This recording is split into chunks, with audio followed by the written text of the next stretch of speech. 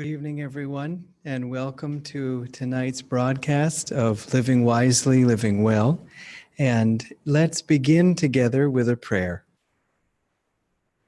Heavenly Father, Divine Mother, Friend, Beloved God, Jesus Christ, Babaji Krishna, Lahiri Mahashaya, Swami Sri Yukteswar, Beloved Guru, Paramhansa Yogananda, Saints of all religions, we humbly bow to you all.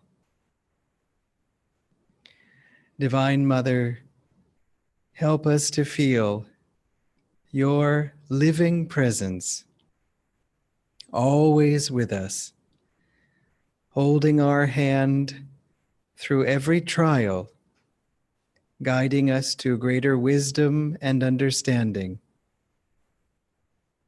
Mother, bring us home to thee in this lifetime. Om Shanti Shanti Shanti. One of the reasons to pray to Divine Mother this evening, and of course we never need a reason specifically, but is that it's the first day of Navaratri, and we're generally in the Divine Mother season here in India that we're all celebrating together, which is a very lovely time of year. This is the book by Swami Kriyananda, Living Wisely, Living Well, and I'd like to read from today, October 10th. Let me just see something. Okay, that's fine. It's a very beautiful bookmark that I have in the book. This is Swamiji outside Yoganandaji's meditation room in Calcutta. This was in 2013, March, I think, no, February, and was quite possibly one of the last photos of Swamiji ever taken in India. And so it's very precious for that reason, especially precious because all photos of Swamiji and Master are precious, of course.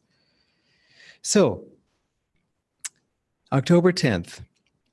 Not a thought you think originates with you. Paramhansa Yogananda wrote in Autobiography of a Yogi, thoughts are universally and not individually rooted. Your most precious inspirations are not your own. You have merely caught a current of thought that was already flowing through the universe. Thoughts, in turn, are only manifestations of divine consciousness. Therefore, Yogananda said also, I suffer when you have moods, for I see then that Satan has a hold of you. Think when negativity wells up within you, Satan is trying to catch me. To rid yourself of such possession, chant to God and raise your level of energy in the spine. Soon you will find positive thoughts and feelings fairly pouring into your mind. Well, it's one of the things Swamiji suggests here is to chant to God. And so instead of saying, oh, chant to God. Oh, really? Oh, okay, good idea. What else? Let's chant to God. And then we'll talk a little bit more about this. So the words to this chant are very simple. Lord, I am thine, I am thine, I am thine. Be thou mine, oh, be thou mine.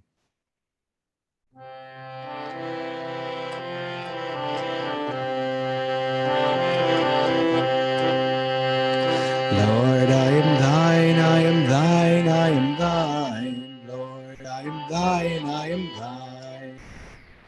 Lord, I am thine, I am thine, I am thine. Lord, I am thine, I am thine. Be thou mine, oh, be thou mine. Be thou mine, oh, be thou mine. I am thine, I am thine. Be thou mine, oh, be thou mine. Be thou mine, oh, be thou mine. I am thine, I am thine. Lord, I am thine, I am thine, I am thine. Lord, I am thine, I am thine. Lord, I am thine, I am thine, I am thine. Lord, I am thine, I am thine. Be thou mine, oh, be thou mine. Be thou mine, oh, be thou mine. I am thine, I am thine. Be thou mine, oh, be thou mine. Be thou mine, oh, be thou mine. I am thine, I am thine. Lord, I am thine, I am thine, I am thine. Lord, I am thine, I am thine. Lord, I am thine, I am thine, I am thine. Lord, I am thine, I am thine.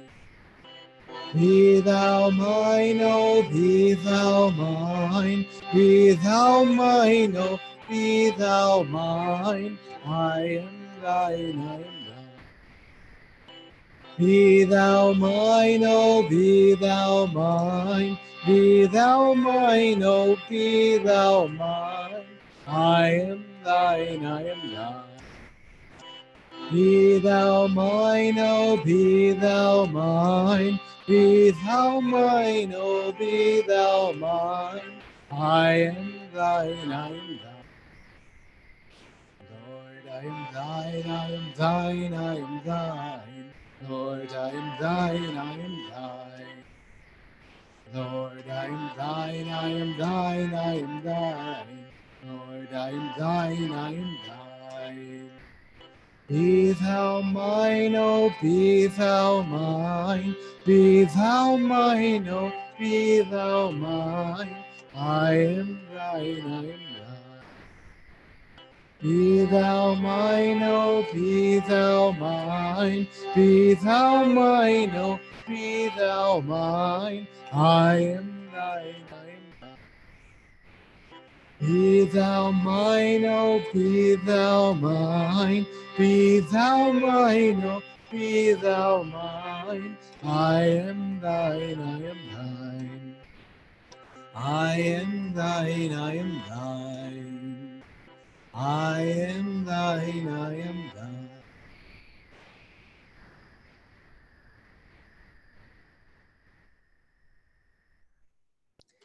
And going along with Swamiji's advice, let's also work on raising our consciousness in the spine, level of consciousness in the spine. Let's make sure, first of all, that the spine is straight.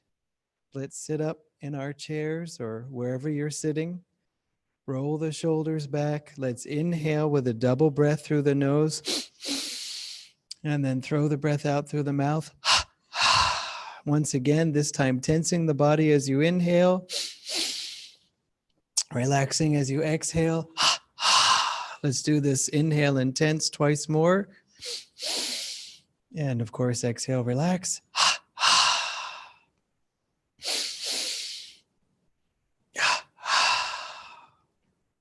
Okay.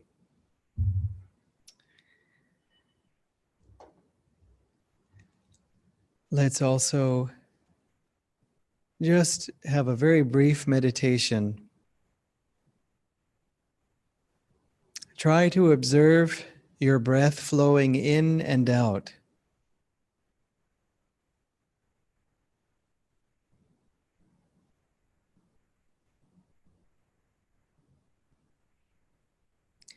As you observe the flow of breath, without controlling it, keep your eyes gently uplifted. And also, try to feel that when the breath comes in, the energy in your spine is rising. See if you can feel an upward flow of energy as the breath comes in. And then feel a downward flow just as part of the cycle as the breath in the spine, the downward flow of energy in the spine as the breath flows out. So breath in, energy up the spine, breath out, energy down the spine.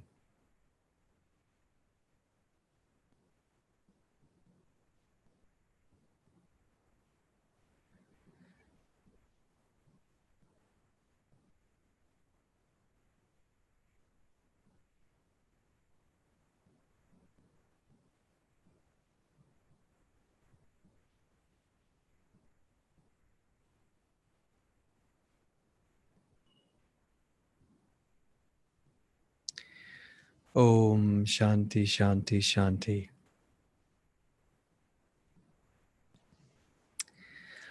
I realized that I should possibly explain one aspect of what Swamiji is saying, or I should say expand, not explain. He's explained it, but to expand further. When he said, raise your level of energy in the spine,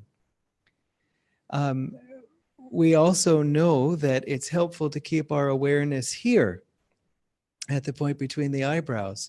And Master in fact said that keeping your mind there all the time, as he himself did as a boy, I mean, as a practice, to try to keep one's consciousness centered here, helps you to advance very quickly. And yet, it's obvious to all of you who, of course, who know this truth already, but for the one or two people who this might be new for, how could we keep our consciousness centered here? But what does that have to do with the spine? Because the spine, of course, is, it seems, in the neck or somewhere. It's important to remember that when we're really talking about when we're talking about energy flow in the spine, we're really talking about the astral spine. The astral spine literally is described as being right in front of the physical spine. Whether that's helpful to you, or whether to think of it as sort of overlapping with the physical spine, or to try to feel the flow of energy in the location of your physical spine. But was that my astral spine, or look, it's all the same spine, really. We're much more actually aware of our astral bodies and causal bodies and our souls more than the physical body. And so it's those bodies that are real. So to digress, we recently had the 100th birth anniversary of a certain politician here in Chennai, and people were portraying him and his successor, both of who have passed away, on these big, hoardings or posters, but with a picture of, for example, him, but then a black and white picture of him again right next to each other. And then similarly for her, that, a color picture and then a black and white picture. And looking at them, I sort of got the impression that they were indicating that, they had also passed away with this sort of dual pictures.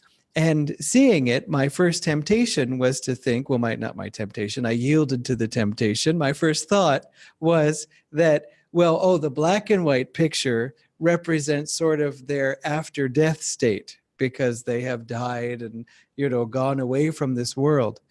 And it's almost like the black and white picture maybe is their astral body or something. This is in any way connected to what we're talking about, the astral body. And then I realized, of course, it's just the reverse, that the astral body is the color picture. The black and white one is the physical body. You see, the astral body is more real. It's more who we are. In this physical world, it seems sort of dreamlike or ephemeral, out of reach. But actually, your experience of it is it's much closer to us than the physical body. After all, the physical body stays when you leave it. But the astral body is what you leave it in. It is what transports you out of here. And so it's much more with you, actually, for better or worse, because the ego is an element of the astral body. And so the ego, of course, is what keeps us locked in that astral cage. But without going too deeply into that, the astral body is the more vivid. And so it's important, perhaps, because not obvious, to remember that. And so with this color picture and black and white picture, if any of this makes sense without the pictures, I hope it does. So going back to the astral spine, how is the spine related to this point here? Well, the astral spine is shaped actually not just like your spine. The astral spine goes straight up like your physical spine does, but then it goes through the brain. You can feel this by take your left hand, place it at the tailbone, at the base of your spine. Okay, this is actually where the Kundalini lives, in the astral spine. Take your right hand, place it at the medulla, that little indentation under the curve of your head, and close your eyes and visualize a hollow tube running between these 2 points. Try to feel a hollow tube running through the center of your body from the lower point to the upper point, the left hand to the right hand. Then, keeping your right hand in place, move your left hand and press it to the spiritual eye in the forehead. And again, with your eyes closed, try to feel this hollow tube connecting these 2 points, bending at the medulla and passing through the brain.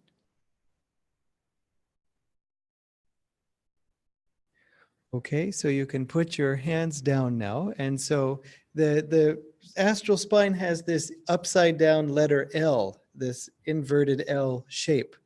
And sometimes we describe it as a bent drinking straw, the kind that you can drink fun juices through or whatever it was when we were children. So, and sometimes even now when no one is looking. So this bent L shape is what happens with what is the actual shape of the astral spine. So this is why when we have our consciousness highest in the astral spine, we're having it here.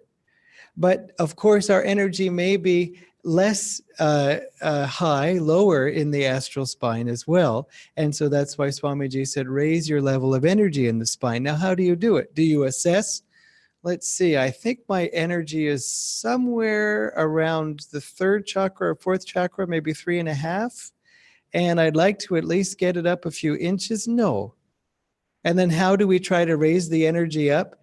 I was going to, there's another really fascinating technique. And I'm going to move this so that you can see me because I have to show you what you do. This is a technique Lahiri Mahashaya taught for raising the energy in the spine. He said that you take the fingers and you rub them on the stomach like this, vigorously. And the idea of this is that you're sort of brushing the energy up the spine towards the brain, or at least up the spine straight, maybe to the medulla. But then to get it from the medulla to the brain, to the spiritual eye, you take your hands behind your ears and you go like this. And I'm not kidding.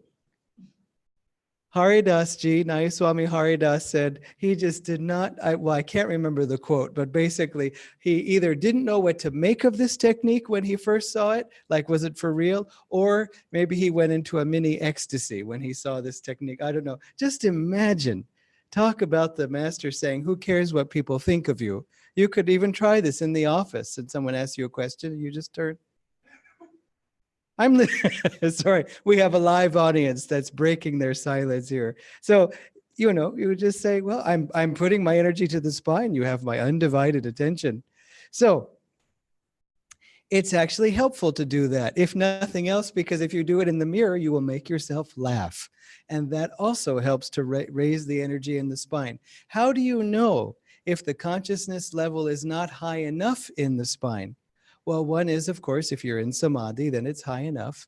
If you're not in samadhi, then one ancient yogic tool you can use to measure the exact height of consciousness in the spine is called a mirror.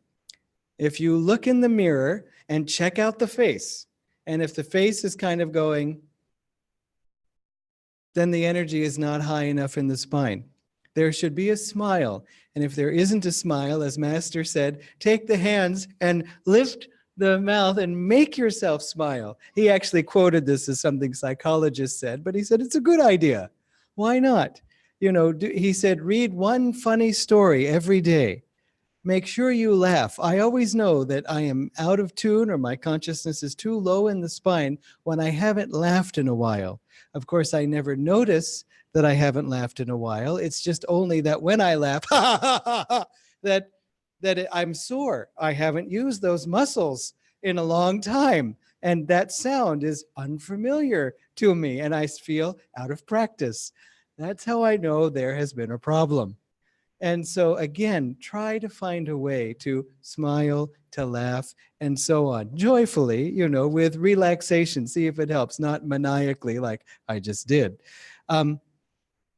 So I gave this advice to one friend. Don't forget, what the face looks like in the mirror. He said, yeah. And what if you've forgotten to look in the mirror for like months?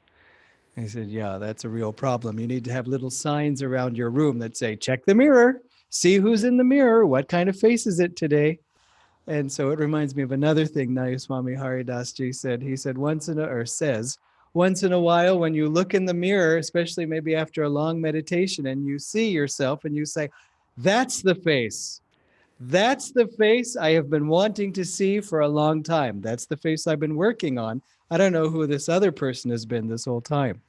And in fact, it's true, because as we grow on the spiritual path, we can think of it as increasing in knowledge, increasing in power, increasing in purity, all these things which are true. But one of the risks of thinking that is that we say, but if I am growing towards something, it means I'm not yet there. And in fact, I'm lower than I should be or than I could be. And in fact, oh my gosh, I have so far to go before I finally reach the summit of this mountain. And so another way to look at spiritual growth is as a process of healing. That I'm here to heal, first of all and foremost, my delusion, which is to say, to get rid of it. I have the disease of delusion, and I'm here to heal from that disease. Sure, but even healing emotionally, releasing old hurts, healing in a way that I can't, suppose I have a sore spot, then whenever it's touched, I get hurt. Physically, sure, you say, well, don't touch it. But when we have a sensitive point emotionally, it's the same thing. As Sri Yukteswarji, Master's Guru, said, diseased parts recoil even from the mildest touch.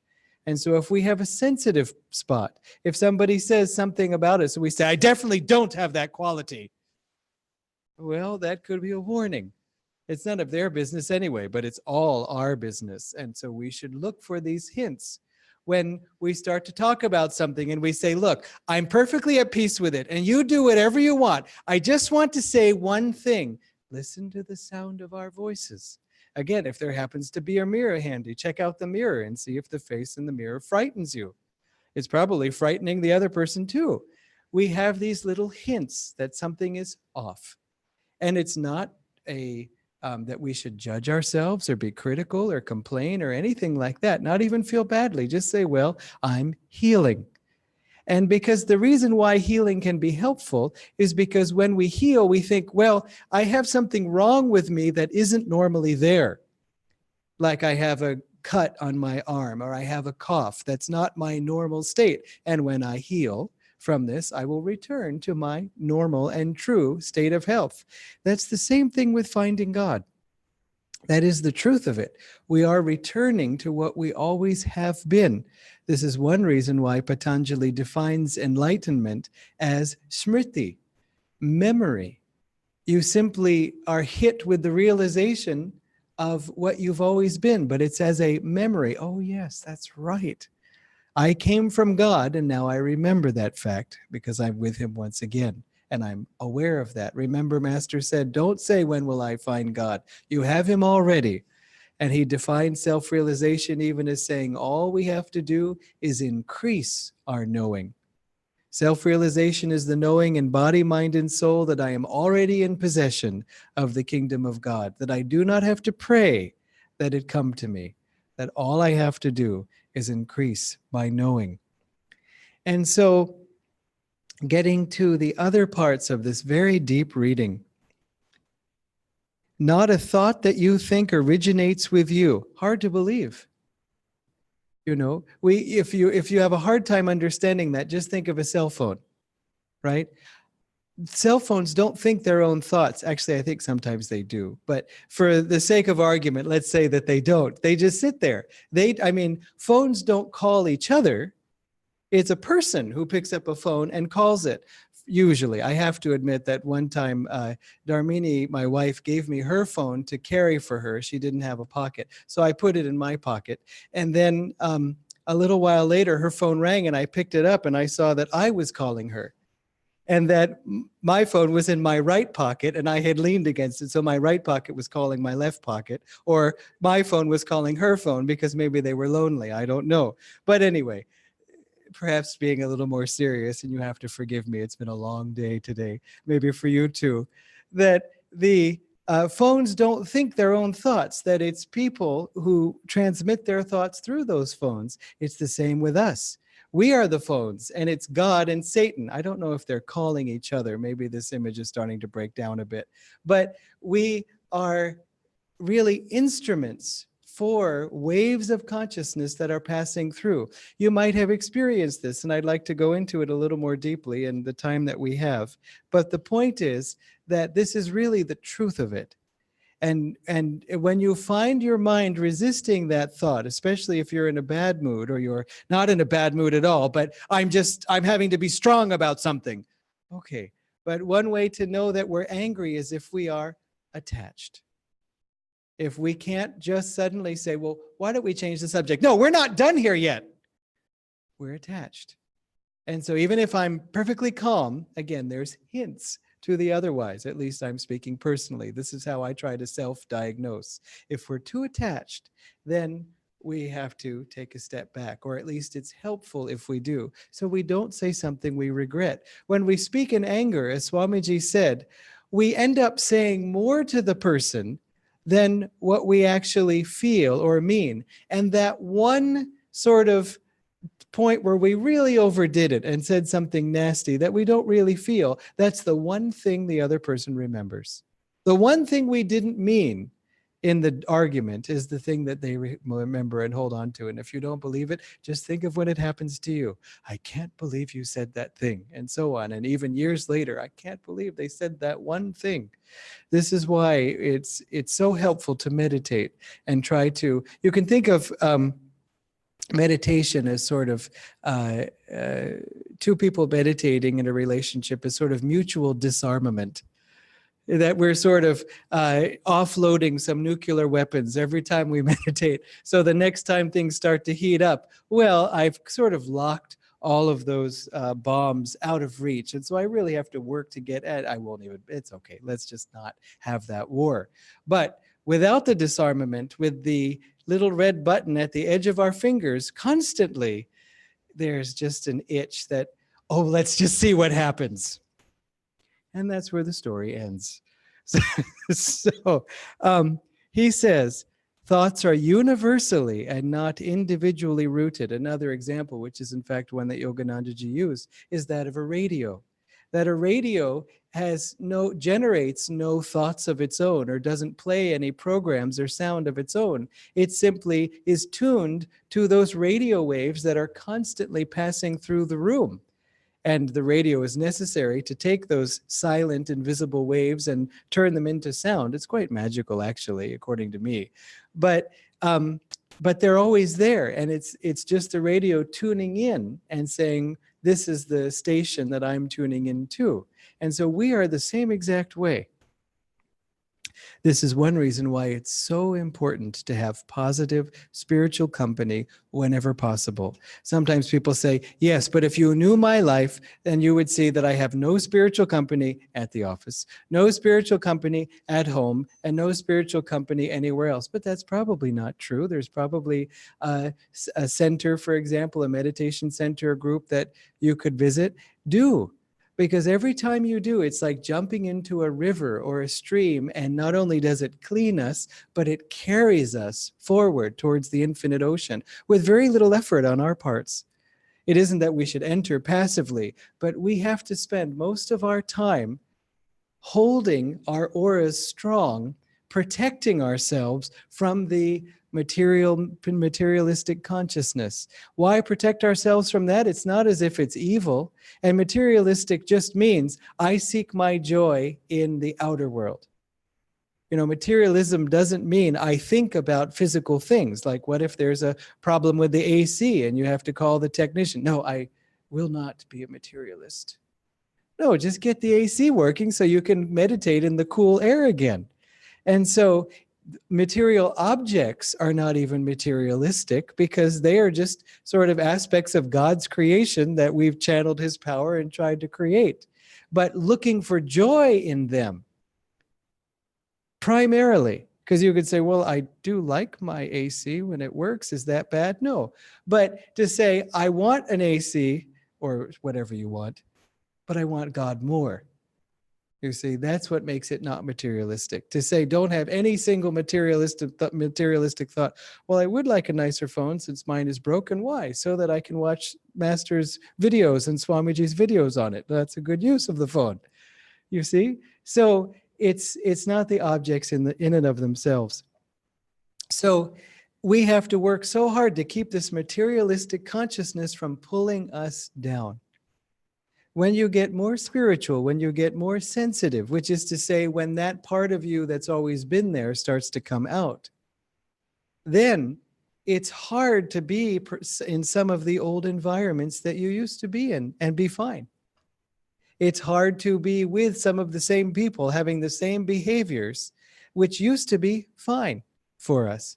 They weren't fine, but we just ignored the pain, or we might not even have felt the pain. And Swamiji explained this too. Why is it that spiritual people, or people on the path, spiritual path, seriously, feel pain sometimes when in a very materialistic environment? Doesn't make sense. Is it just some weird psychological thing? Are they becoming weaker? No, it is that when you have found a greater joy, suppose you had one joy and then you find an even greater joy, then sometimes that lesser joy is now pulling you away from joy. Your sort of center of joy or center of gravity rises, and anything downward from there is painful. And anything upward from there, of course, is even more joyful. But this is why we either feel pain, even with harsh words. I, for example, was not particularly careful about my language and using certain impolite words when I first got on the spiritual path. And as I began to meditate more, when I would say those words or hear those words, I would sort of feel a little jolt. I felt how it disturbed my peace. It did not disturb my peace before. Why? Because I had no peace, nothing to disturb. But now rather, I felt that, there's a pinch on the heart. That's just an ugly word. It's an unkind word. It's a hurtful word. It's just kind of crass. And I feel it pulling me down a little bit. So I didn't go on a campaign to eliminate swearing from other people. I just worked on eliminating it from myself. And so you'll have to forgive me. My mind is going all over to different things today, and I might even get in trouble for this one, but I remember Swamiji said he wasn't in the habit of praying when he first moved into the monastery before meals. And so this was something that, of course, we do, and that Master did, and the people did. And so one day he sat down to lunch and then started to eat, and then said, "Oh, damn it, I forgot to say grace." So he said, it took a little bit of adjusting to my new way of life. So he was a young man of 22. So thoughts are universally and not individually rooted. Your most precious inspirations are not your own. You have merely caught a current of thought that was already flowing through the universe. Remember that these thoughts are also very strongly coming through every person around you. And although their own mental power or concentration or thought force may not be particularly strong, in their totality of, job is important, family is important, meaning I am important and you do whatever I say, is often what that actually is trying to mean, then that can pull on us. And so even though head to head, silently, we might win a debate, we're having silent debates all the time. In fact, this is the thought I didn't finish, that we're constantly holding out this protective barrier. When you come to a place where there are like-minded people, spiritual people, then you can let that barrier down.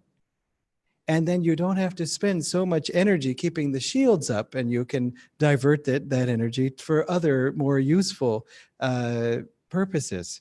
Of course, it is needed when it's holding the shield up. Swamiji said we have to spend so much energy maintaining that shield, and it's a shame.